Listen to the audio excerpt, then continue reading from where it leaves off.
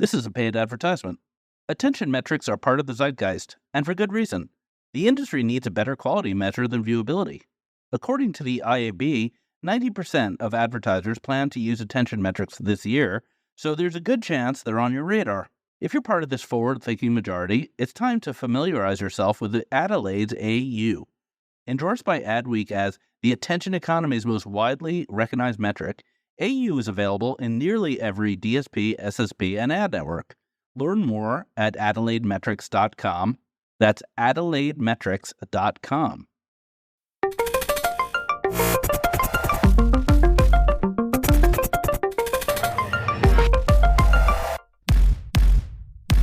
Welcome to the Marketecture podcast. I'm Ari Paparo. I'm joined today by Eric Franchi and our special guest, Ann Coghlan, the co-founder and COO of Scope 3. Ann, thank you so much for being here.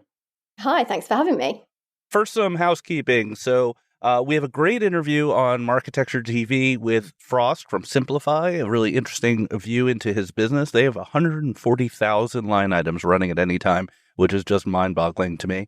Also on Justify Your Existence this week, Vibe, which is a video self-service video company, is also super interesting. You could put your ads on TV for $50. And lastly, Justify Your Existence is open for startups. So if you are a pre-A-round ad tech startup or MarTech startup, you can get on Justify Your Existence. It's very low stress. There's no cost involved. Just slide into my DMs and you will be on the show. So nice and easy. All right, let's jump in. So Ann, thank you for being here. You know, Brian O'Kelly was actually the first Marketecture interview. It was on our homepage for many months, talking about Scope 3 when it was really early. He's also the only person to ever sneak a slide into our interview. We have a no presentation policy, and he just started presenting without asking. So that tells you something. So what? So a lot's been happening. A picture tells 1,000 words. Yeah. You don't think of Brian as a real presenter, but he just jumped right in there. So lots been happening. You raised $20 million. Tell us what's the current state of Scope 3. Well, I think the current state of Scope 3 really is against the backdrop of the world. It sounds quite lofty. But, you know, in the last 18 months, we've seen real significant climate challenges. I don't think wherever you're listening to this podcast today, you need me to tell you that over the summer, over the last few months, we've seen real damaging consequences of the climate crisis. And we're now oscillating around that 1.5 degrees of pre-industrial level growth in the temperature of the planet. And this has kind of sharpened the focus, I think, of a lot of people in their personal lives and translating into their day-to-day business lives of, oh God, what can I do here to mitigate this in any way that I can? So in the last 18 months, we've moved from having an idea and seeing sustainability as almost like a fringe interest by many individuals within the ad tech ecosystem into something that's front and center of the strategies of many companies. And we know that, for example, 7.2 million metric tons of carbon emissions are being contributed by the digital advertising ecosystem. So we actually have numbers now that show why this is a problem and why we actually need to be doing something about it. At Scope 3, I think kind of three main things that have been a consequence of these two shifts have been the ability for us to really start to scale out our business. So people going from being interested in the problem of sustainability to wanting actually to take action and wanting to find a partner to be able to do that. And I can go into many ways that we've been doing that over the last 18 months. Go through that number again. 7.2 million metric tons per year. Okay. So the US specifically, if you take a portion of that, it's between a third and a half of that. That's the equivalent to Switzerland powering all of their homes, heat and electricity in a year. So the digital advertising ecosystem is a contributing factor to the carbon emissions of the planet. I don't think anyone is pretending that that's huge, but it's pretty significant. It's an order of magnitude less than like aviation or coal mining, but it's still Switzerland.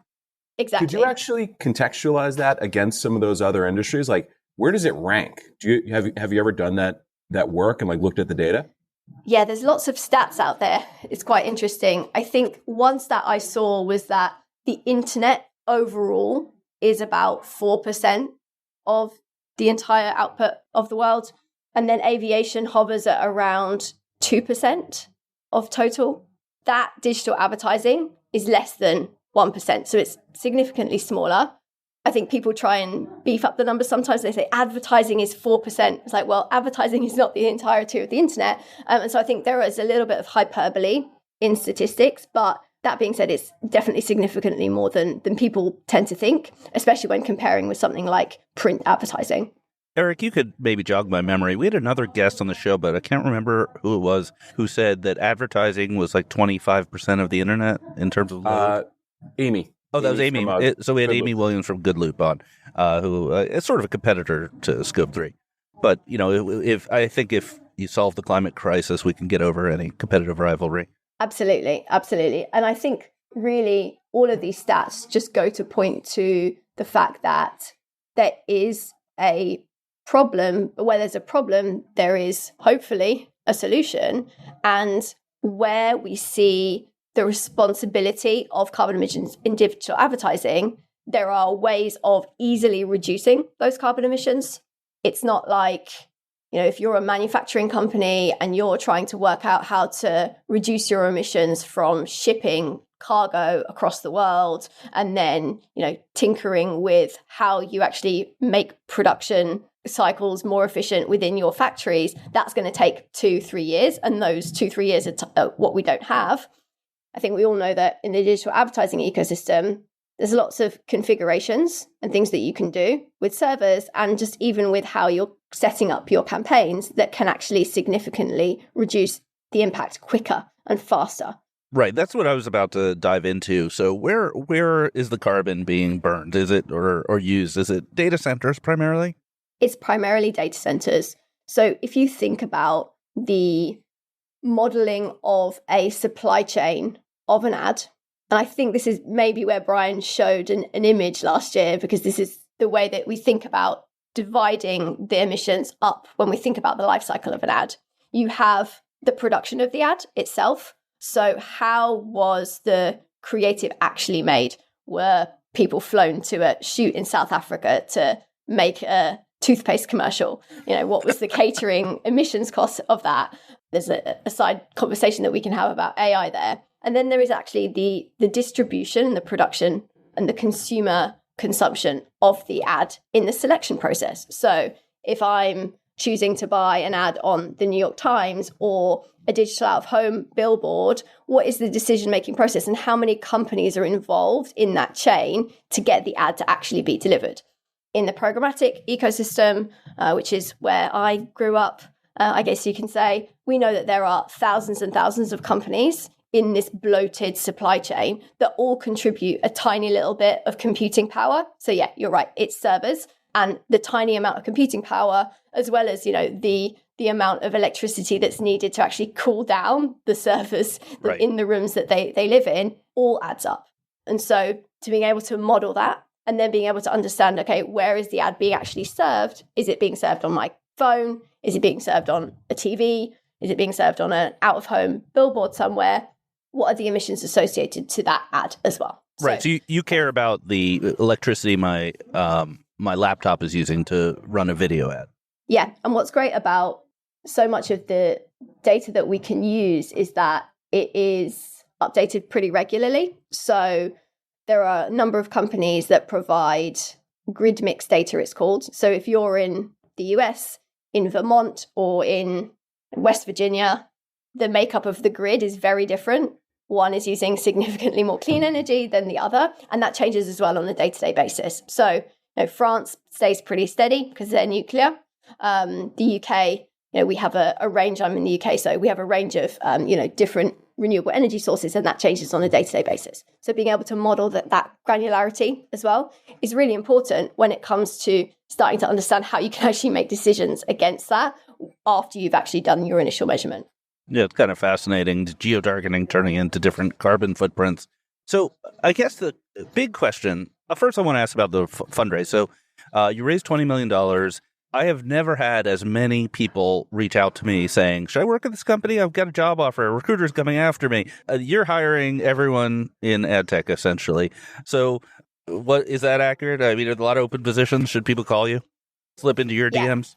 They could slip into my DMs for sure. I think we have 10 open roles on the website at the moment. And yeah, a lot of the money will be spent on continuing to hire. We've had a global presence really since day one. So Brian's in the US, I'm in London. Engineering co-founders also in the US. We hired in Australia, I think in month 7.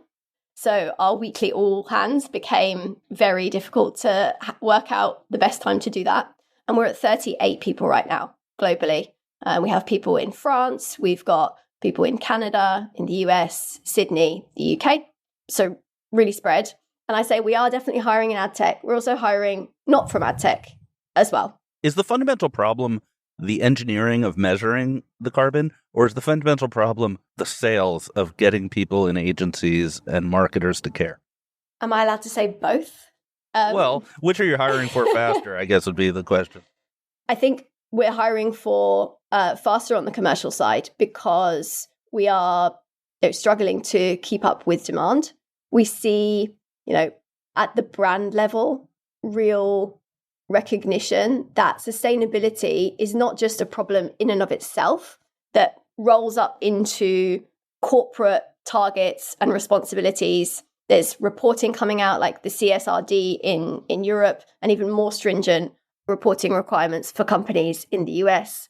There's, a need to make sure that you're meeting your net zero targets as a company. And so there's kind of a look across all different departments. Marketing is one of them. The marketing department's like, oh gosh, how am I going to solve this problem? What can I do? So we're seeing a lot of inbound across the ecosystem of like, how can we help brands to create a sustainability strategy, make sure that what they're deciding, kind of like the policies that they're putting in place to reduce their carbon emissions can translate into the marketing departments. And so we're really seeing the need to have people to be able to do that on the ground. Have you done the work to really dig into, validating this idea that I think makes intuitive sense, which is, if like we make the supply chain more efficient, results will go up, right? Like, have you done the work to really understand that and come up with any interesting findings and recommendations to brands? Yes. So we were actually asked that exact question by the WFA about a year ago.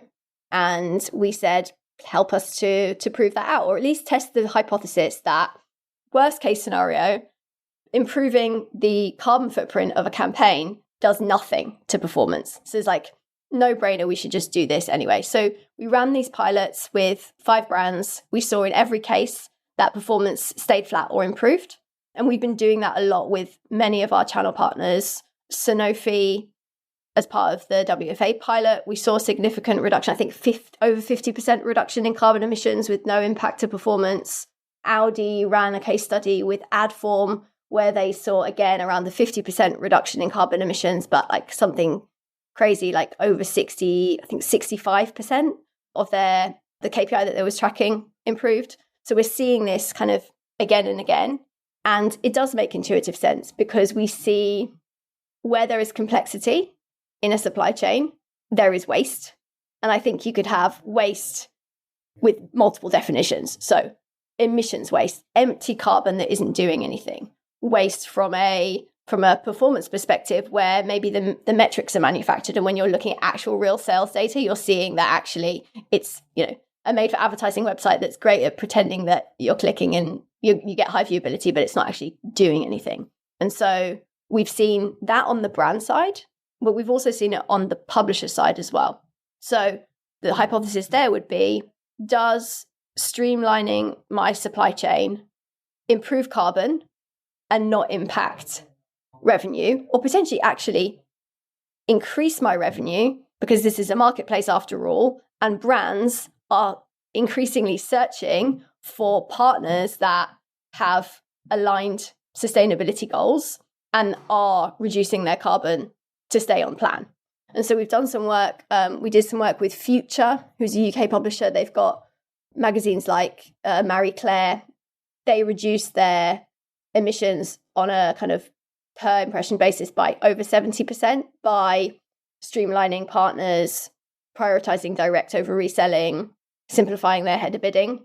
Similarly, Insider in a quarter reduced their emissions by 20%. So we're seeing on both sides of the ecosystem, like time and time again, these kind of sustained reduction, at worst, no impact to performance, at best, significant performance or revenue impact. Right, because it's all correlated. You have carbon usage is correlated with complexity, which is correlated with latency and clutter. And so they all push in the same direction. I mentioned earlier, people have been reaching out to me about job opportunities, and they're always asked kind of the same questions. So I'm going to ask you the questions they ask me. How do you know that any of the numbers you produce are accurate, and the corollary doesn't matter if they're accurate or not? So, yes, it does matter that they're accurate. I'll answer the second half of that part when I answer the first question first.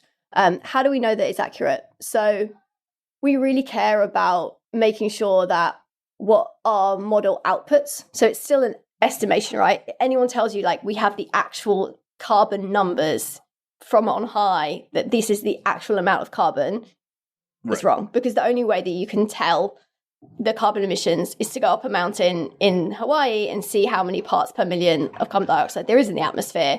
And that's not being broken down by get paid in line item. No. Exactly. That's not there. So what we can do is promise to be striving for the best estimate, which is how all scientific and methodologies work when you're modeling. And we open sourced our methodology over a year ago now. We've had pull requests and simple emails sent to us asking us, oh, by the way, you've used this scientific paper on Power Draw that's slightly old. So I think when you're estimating the power that a laptop generates versus the power that a PC generates, you're using kind of potentially a model that's out of date, or there's something that's being improved. So I think we have kind of the ability to have rigor put on ourselves, as well as what we hold true internally, to make sure that we're always questioning, always checking the numbers.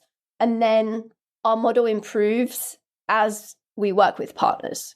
And so if you think about how we would model the emissions of an ad tech platform, an SSP or a DSP, or how we would model the emissions of a publisher, every time we get specific data from these that will help us model essentially their own contribution to the supply chain. So I think we could always improve our model. We have an engineering team working to not only expand the breadth of what we cover from a channel perspective, but also the depth of how deep we can go, how granular we can be.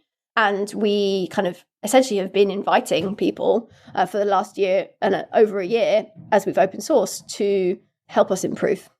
All right. So the second thing that I hear a lot, and you really alluded to this earlier when you talked about the photo shoot in South Africa and things like that. It feels, I think, that a lot of the work of Scope 3 has been very publisher-centric about this site has this much carbon, et cetera. But the buy side, with their complex ads, their video, their targeting, also causes quite a bit of carbon usage. So is that part of your roadmap? Is that to capture the buy side as well? Yes, absolutely. So we actually have just started to build out our roadmap for how we can help the industry measure the emissions of creative production. It's a very different world. It's a very different type of people that we're talking to at the agency, right? We're talking to the creatives, not just the media portion of an agency. We've hired Gabby Kay, who was one of the founders of Green the Bid, has extensive knowledge in creative production as well as sustainability for the last few years. And so she's kind of leading and driving that effort so that we'll be able to provide measurement for that as well going forward. Are we going to screw this all up with AI?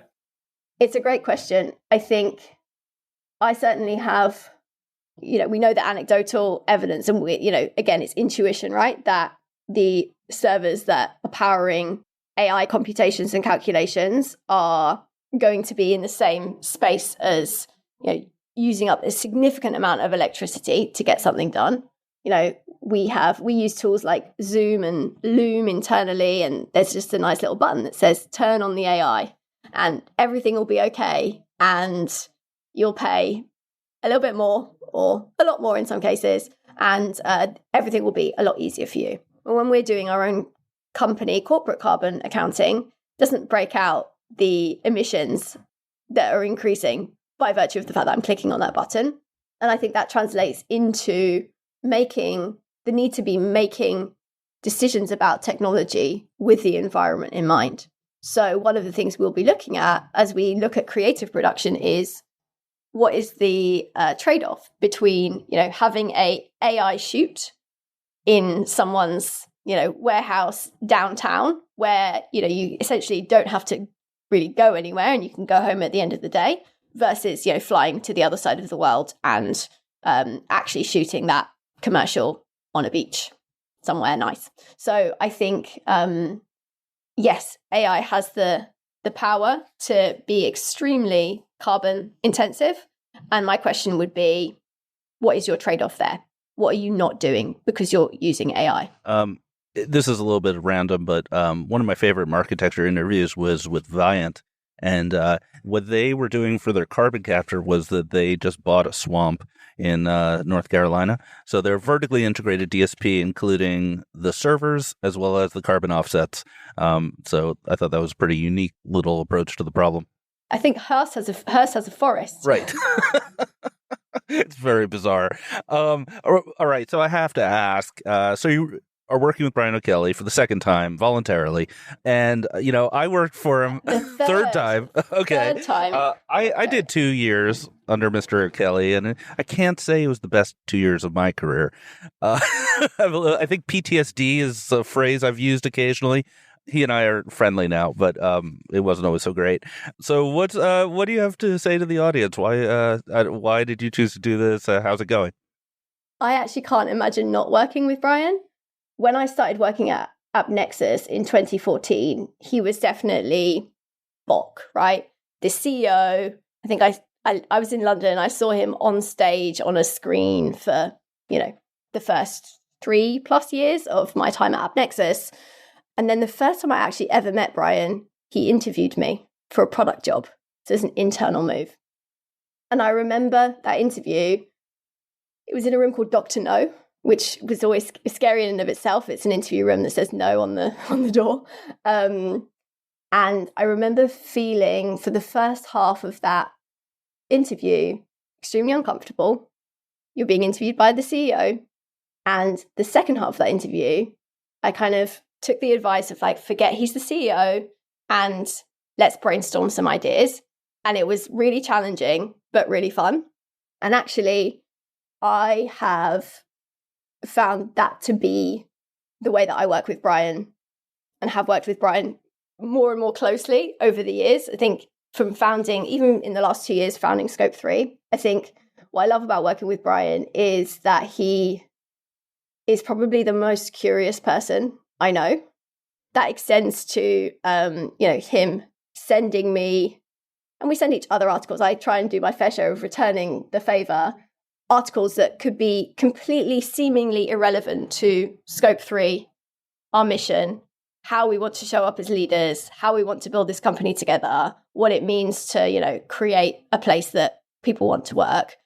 To the extent that I've had to, sign up to random US sports publishers that I will never go on again just to read this article and then discover the nugget, in paragraph 75 of this article. So he's extremely curious. I think he's extremely fast. So the speed of Brian's brain is unparalleled. And I think sometimes it's difficult to keep up with that or to yourself connect the dots with, this is what we were talking about yesterday, and this is what we're talking about today. And these are all the thoughts that happened in between to get us between these two conversations.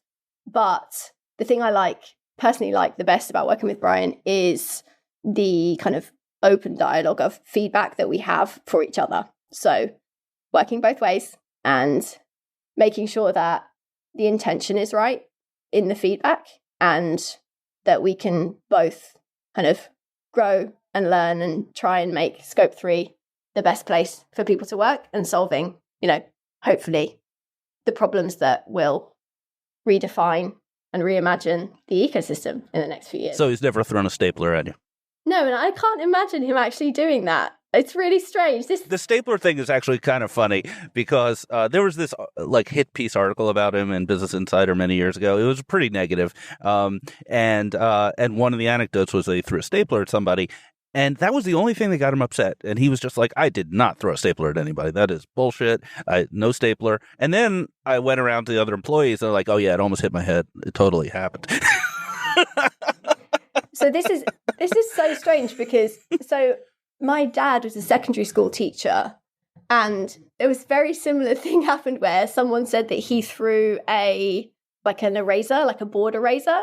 And my dad was like adamant that had never happened. I think he put it on the floor or, it bounced or something. But anyway, I always think that Brian is, and I've seen it actually just now. I just came from a meeting where we were looking at 2024 planning, and the whole way that he ran the meeting was to try and make people think bigger, make people excited about the future, and improve the company and the way we're doing. So I only have good things to say about Brian. I want to close and just say I think he has some amazing leadership qualities and really built something amazing at AppNexus. I'm just giving him a little bit of a hard time because I assume he's listening. All right, let's take a quick break and do the news of the week. This is a message from our sponsor. I'd like to introduce you to Publica by IAS, the award-winning CTV ad server trusted by some of the biggest streaming services and smart TV manufacturers globally. Publica helps a growing number of leading AVOD and FAST services to power their programmatic ad break decisioning via products including a unified auction, server-side ad insertion, and a demand-agnostic ad server built from the ground up around streaming. Head to getpublica.com to find out how they help CTV publishers to grow their advertising revenues and provide streaming audiences with linear-like TV ad break experiences.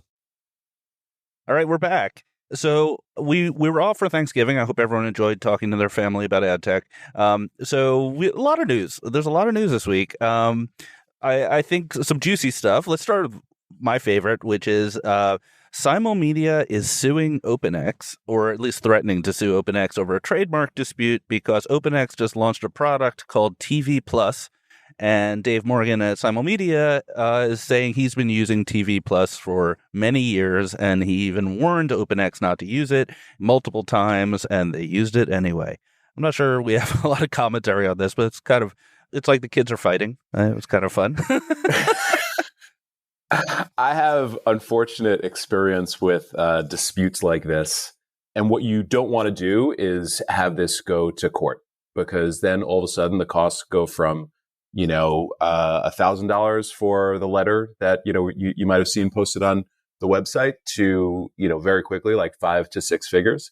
So I interpret this as, the last step after there's been a lot of back and forth with no movement before this thing goes to court. And I don't think either of those companies want to spend that money to make it happen. The big thing, and I always tell founders this actually at day zero, spend the money, because it's not a lot of money, spend the money to do a proper trademark search. Number one, for your company name. But then number two, if there's key products, if there's something that's going to be really, really important to launch, just spend the money on trademark search.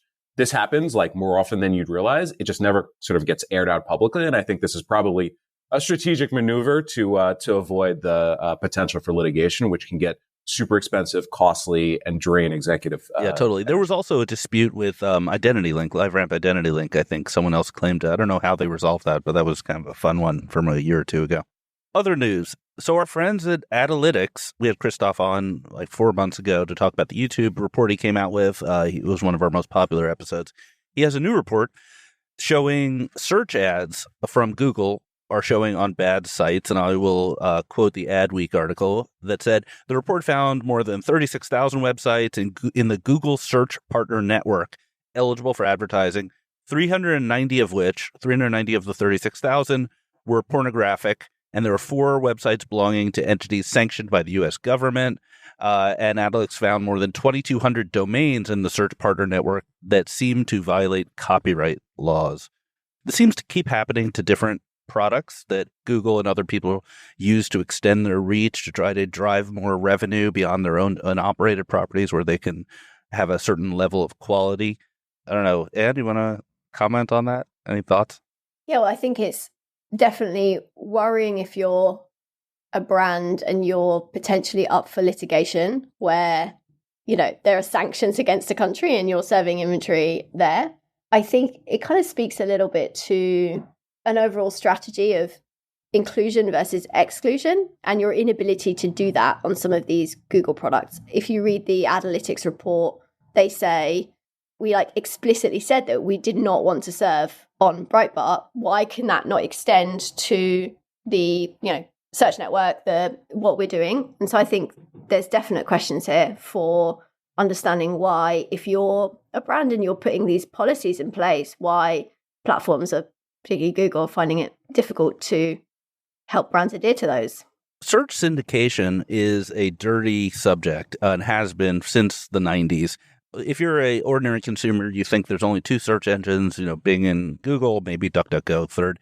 But these companies syndicate their search results to many other sites, including legitimate sites like, Yahoo uses, I think, Google search, but also pretty crappy sites where you search and they show search results, AdWords type search results. And there's some really bad stuff that happens in the whole process. And it's very high margin for everyone involved. So there's an incentive to keep doing it.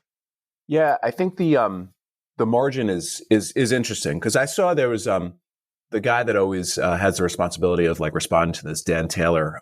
He's a Google guy on Twitter. Basically, he said, we need to provide, search functionality to the world. So we make the ability to put a Google search box available to everyone.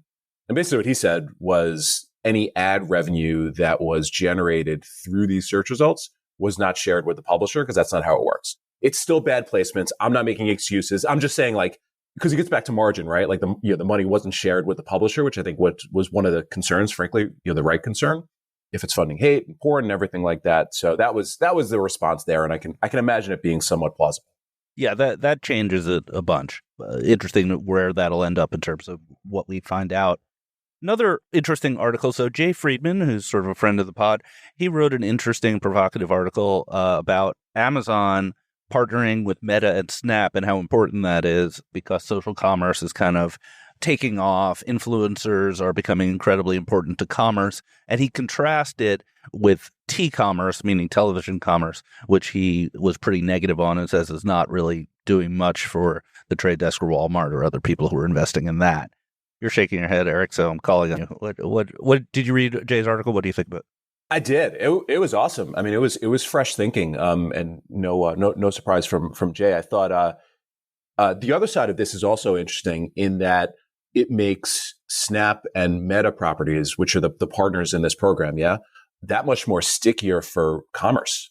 You can now pay with Amazon Pay when you're buying a product on Instagram or you're buying a product on Snap, which is a great user experience. It's literally one click. You're going to be buying a lot more. So I think, it sort of cements this whole idea that, social commerce is going to be that much more important and just less friction than T-commerce or TV commerce. But then number two, there's got to be some way that Snap and Meta are benefiting from this from a data perspective, which, allows them to, I think, continue to have a lead around data in an age where cookies and IDFA, all that stuff is going away. So I thought it's bi-directionally, very, very interesting. And everybody should read Jay's piece because it's awesome. If we had show notes, we'd put it in the show notes.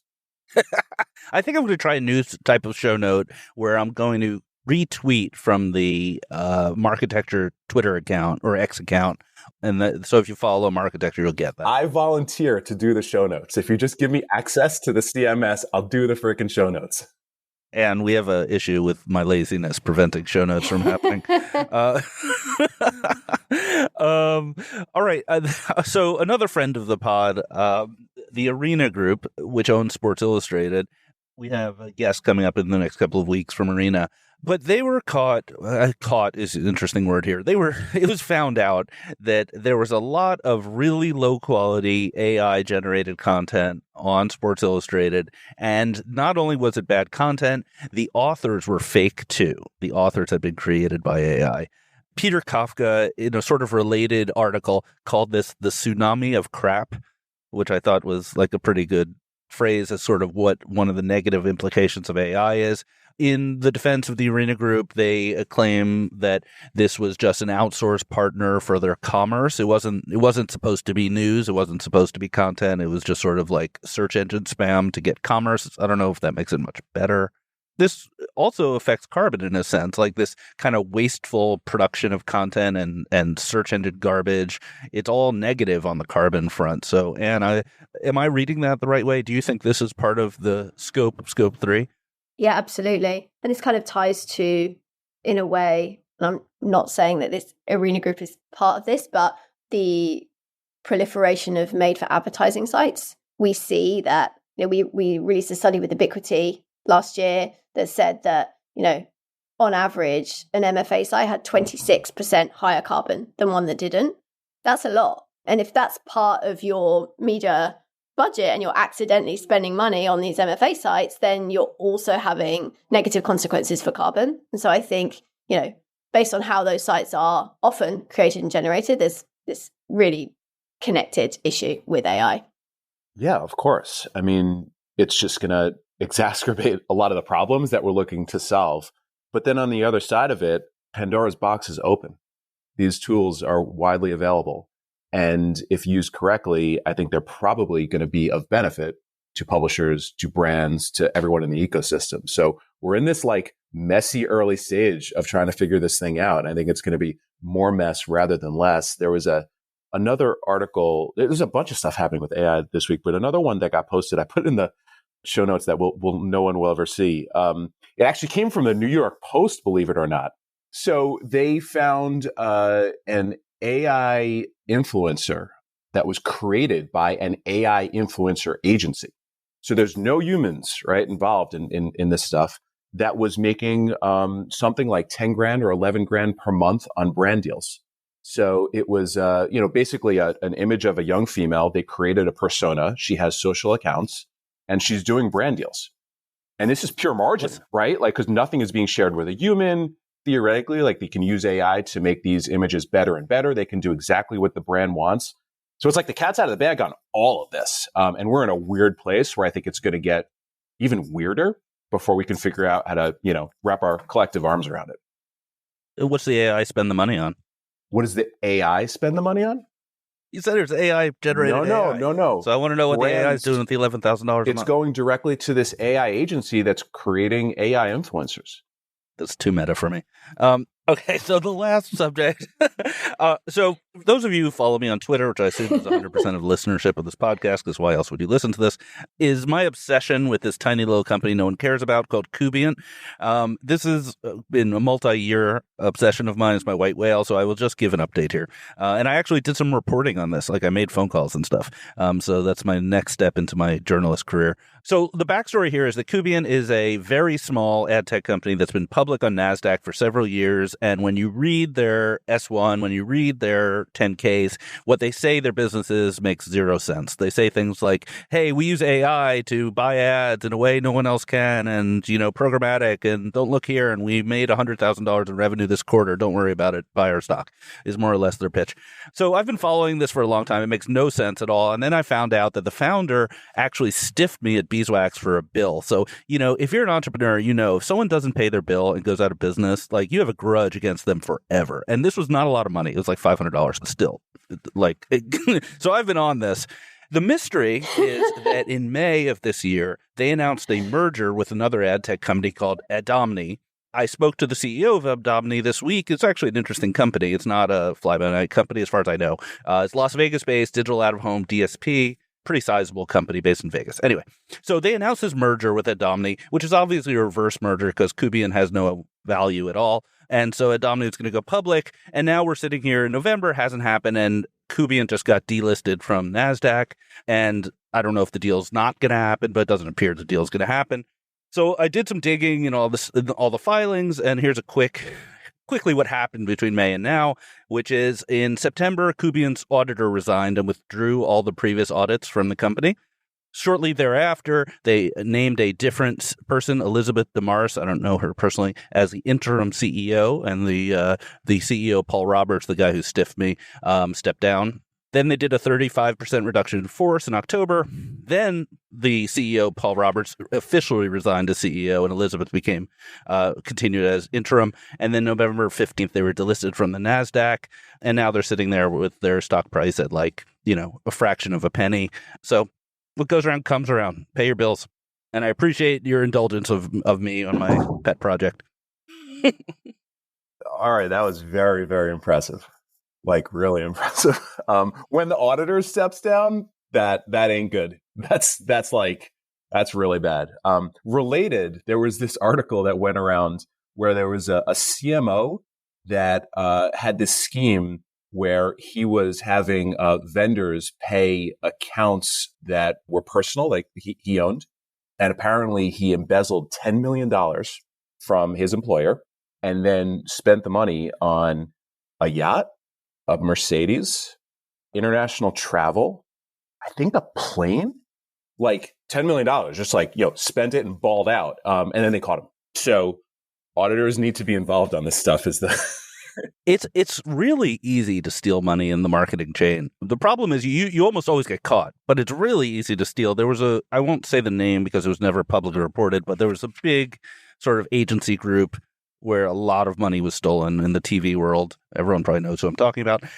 And that never really came to light because it was too embarrassing. And there have been a number of these sort of cases, but you ultimately get caught because they're going to figure out the money's not there. Yeah, and not saying that Kubient was involved in any illicit activity or anything like that. A lot of weird news this week around financial controls, to say the least. All right, I think that's a great place to stop. So, Anne from Scope 3, thank you so much for being here. This was a great conversation. Thank you. Thanks for having me. Thank you for subscribing to Marketecture. New interviews are added every week at marketecture.tv and your favorite podcasting app.